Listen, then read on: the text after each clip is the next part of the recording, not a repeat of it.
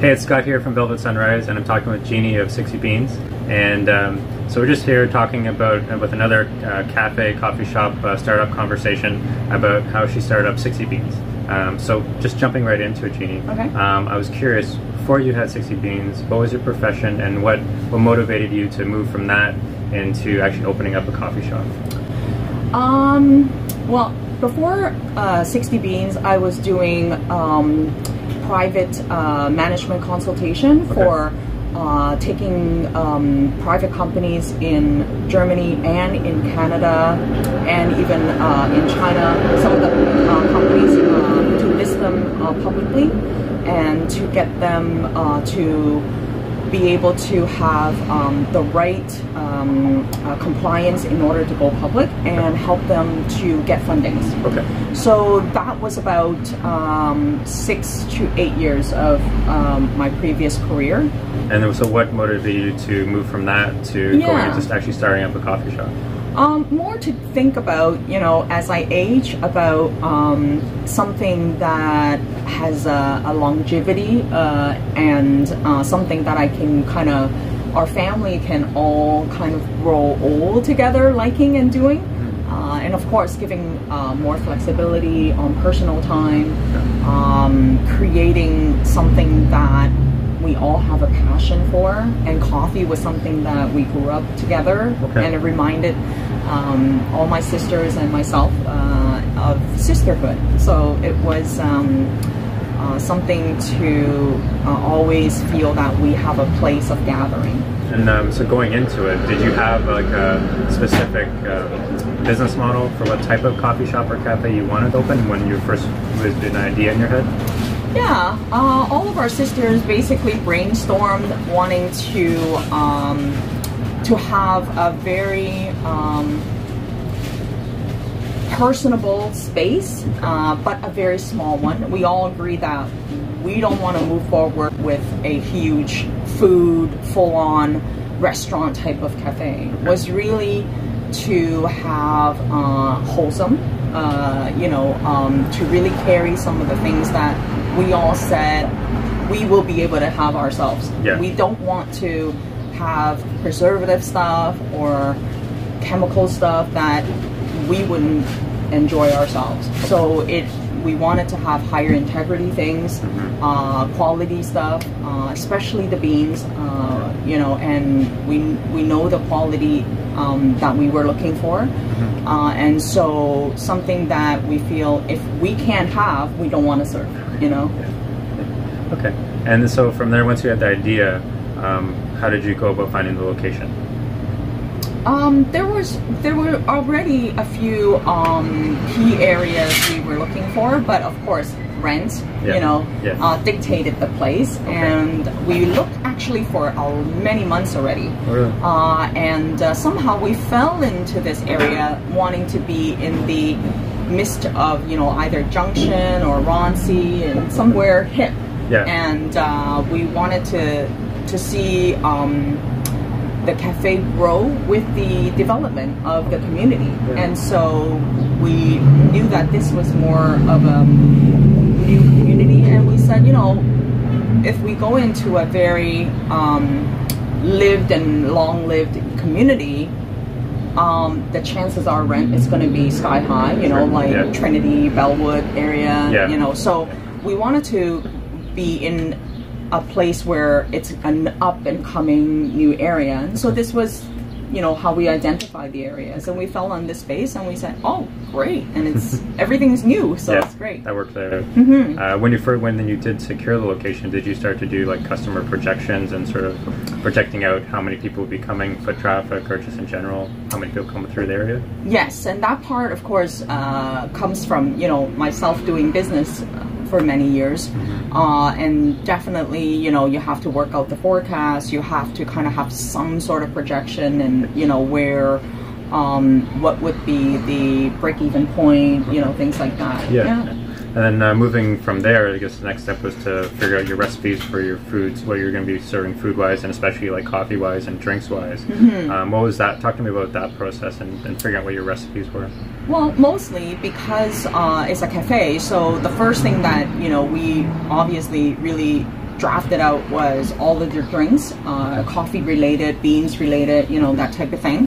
And the food part kind of morphed into a little bit more and more sophisticated food. And we're actually now wanting to, you know, we're learning that there are some things that can be offered and some things it's just not right for traffic. So every location you have to kind of feel out the traffic and the demographics of it, and of course then you start to customize and tailor. You know, some come on and some goes off, and you know, things like that. So that's really basically how it, you know, it's becoming. Did you find it a challenge then to develop the menu early on, or has it just been more of a challenge to adapt it to the people that are coming through? It's you know, a challenge either way, I think, for anyone. However method that you take on, I think just that was just the method I know how. You know, of course, I wouldn't be speaking for all the business owners out there. You know, how just, people do business.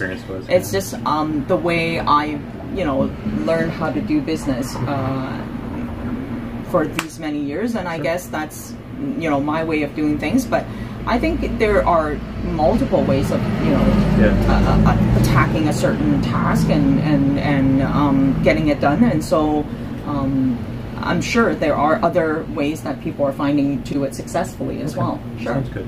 And then next step would be actually hiring staff. So especially when you're just opening, what were you looking for in a kind of potential hire? Like, were there certain values or there certain things you're looking for when you actually set out to hire those initial people to work for? Yeah, I think two key things I was really looking for was, one, absolutely, you know, the person has to be very well versed and well knowledgeable in coffee and being the barista. And again, we lucked out with someone that has actually owned his own cafe before. At the West End as well. And the other thing is really important to any business, I think, is a people person, right? And so, you know, and again, we had, you know, lovely Rachel here before, and the staff was very sweet. But complementing to that, our traffic was very sweet as well. So it's really, really was very lovely, the situation. And then sort of moving into my next question was, how did you find over the first year, because you guys have only been open for just over a year, is that correct? So how have you found the staffing has changed over this time from when you first opened to now, and what's that sort of, has the customers sort of gotten to know them? Has there been a disconnect? What's the experience been like? The staff has been relatively similar, same, and of course Nathan had moved on to wanting to do more into the chef, into the cooking business. But mostly we just, you know, it's a small space, so we kept it to pretty much the same. And of course, my sister, who's the owner of the cafe, stepped in, you know, full time, and you know, gotten very familiar and into the business, and she's definitely now the key barista in the house. Have you found, with her being the key barista, has she been able to develop like those relationships with the regular customers? And that sort of absolutely. And she's very in sync with the traffic here, so it's definitely that was a bonus. Absolutely. From actually hiring the few of your staff when you first started off, what was the remaining process leading up to the grand opening, and how did you sort of roll out your grand opening to let everyone know that you're here? We did actually show coffee nights. So we did also game nights.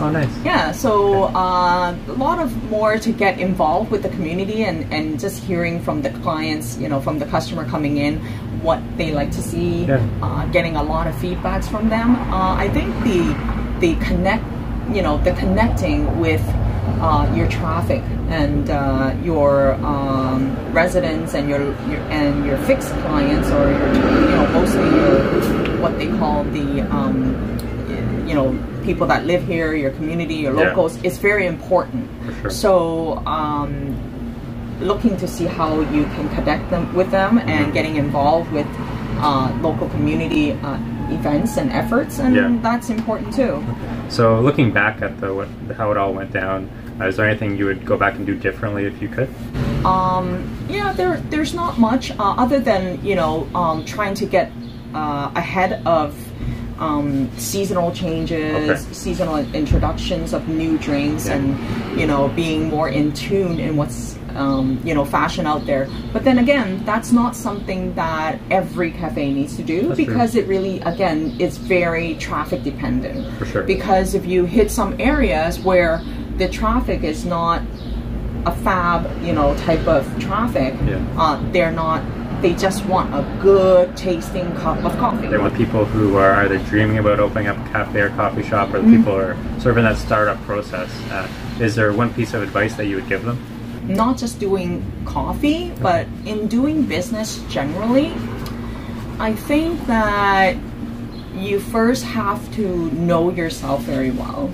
I think you have to say, if it really comes down to rolling up my sleeve and getting, the work done, somebody has to do it. And will that person be me? And if I'm okay with that. And that's really, I think, not just in this particular business, but in every small startup, in every small business, mom and pop stores. If you can't do that and you don't have the passion for it, then it makes it more challenging, I think. That makes sense. That's been great. It's been great having you here and talking to you about how you guys did your startup and everything that aligned with that, and great of information. I'm sure it's going to help out a lot of people. So thanks again for being here, chatting with us. And we'll be here around here with more startup convos coming your way soon. Okay, take care.